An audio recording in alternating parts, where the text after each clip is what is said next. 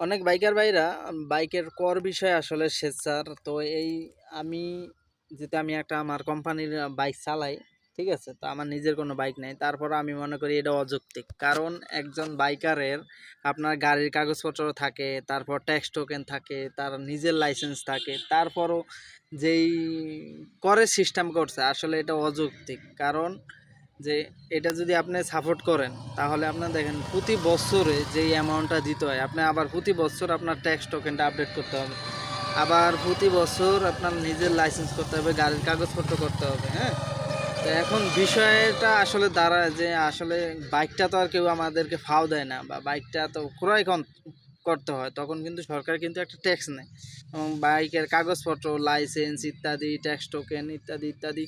আবার এর মাঝে যদি আবার একটা কর বসায় তাহলে এটা মানে একটা মানুষের মানে চুব যে কি বলে যে গাঙে চুবানোর মতো অবস্থা।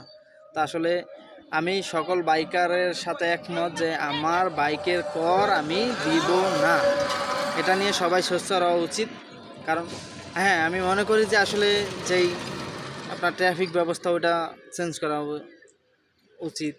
আপনার যেই বাংলাদেশে যেই দুর্ঘটনা ওইটার পক্ষে মনে করেন যে আপনার স্ট্রং হোক, সমস্যা নাই। কিন্তু বাট এই করের ব্যাপারে আমি মনে করি যে সবার সোচ্চার হওয়া উচিত, সবাই প্রতিবাদ জানানো উচিত।